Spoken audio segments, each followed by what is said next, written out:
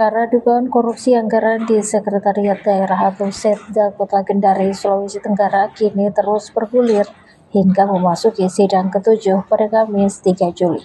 Sidang ke-7 ini masih beragendakan pembuktian, yakni pemeriksaan saksi-saksi yang diajukan oleh Jaksa Penuntut Umum atau JPU Kejari Kendari.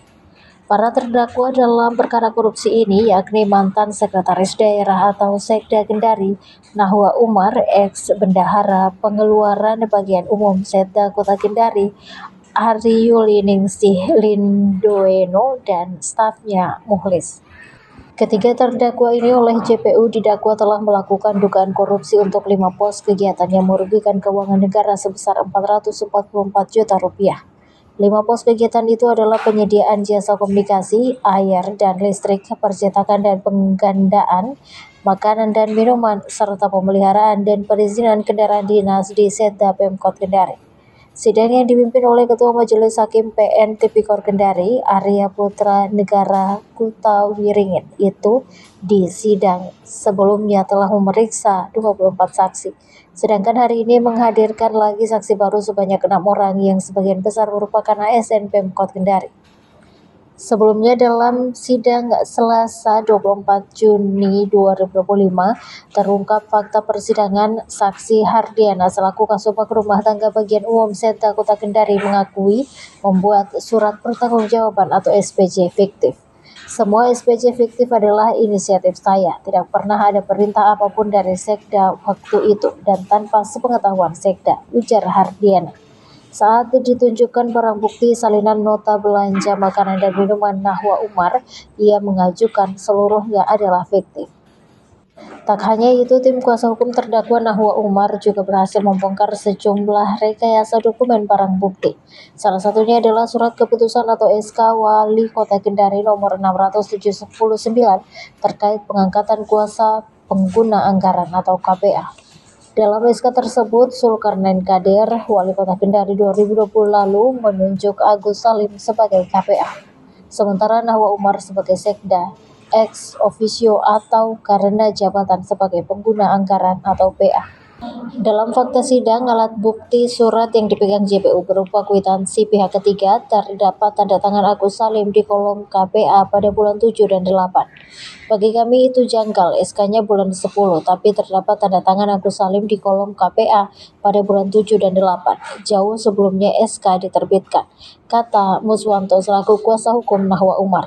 Tak sampai di situ, dokumen SK 679 itu ternyata bukan dokumen asli, melainkan salinan yang dilegalisir.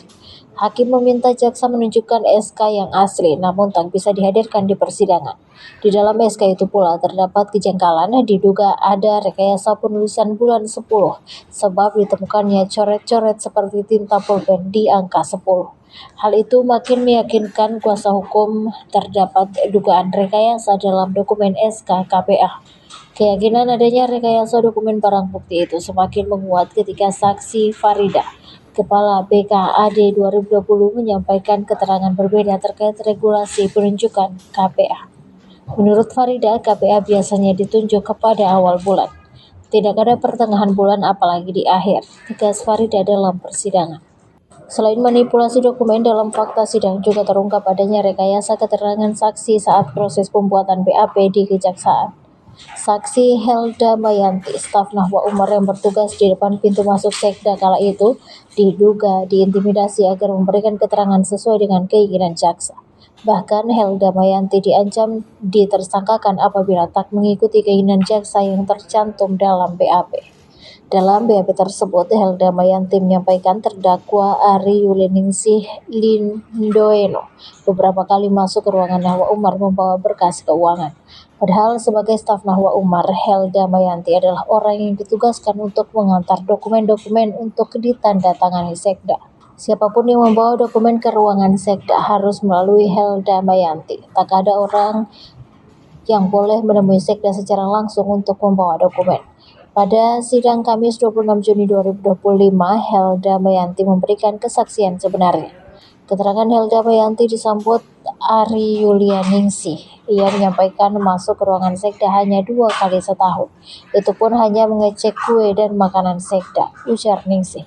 Helda Mayanti pun akhirnya mencabut keterangan dalam BAP jaksa sambil berlinang air mata. Sementara itu, keterangan mantan Kepala Badan Keuangan dan Aset Daerah atau BKAD Kota Kendari, Farida Agustina Muhsin, pada sidang Kamis 26 Juni, Farida mengatakan Sekda berhak menggunakan anggaran makan dan minum untuk nomenklatur sekretaris sebagaimana tercantum di dalam dokumen pelaksanaan anggaran atau DPA. Kesaksian yang sama diterangkan Jahudin, mantan Kabag Umum Kota Kendari 2020.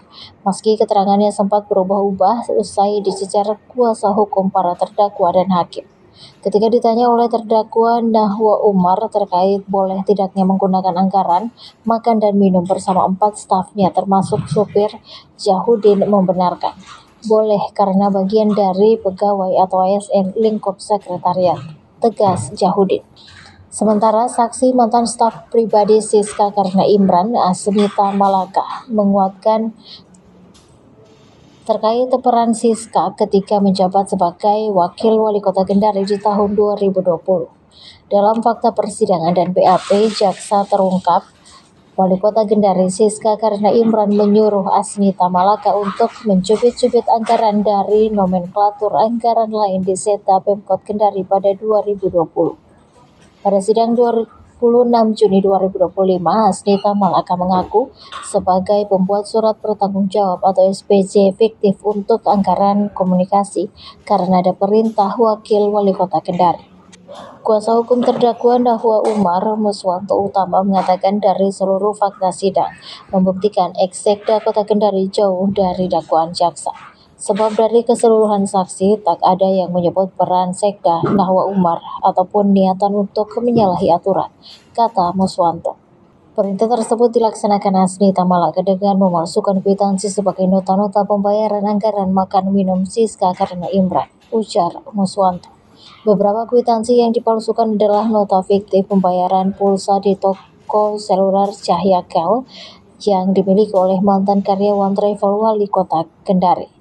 Kegiatan itu berhasil menggasak uang negara sebesar 70 juta rupiah, tapi saat ini harus dibebankan oleh 3 terdakwa yang seharusnya menjadi tanggung jawab Siska Karna Imran dan Asnita Malaka, kata Muswanto.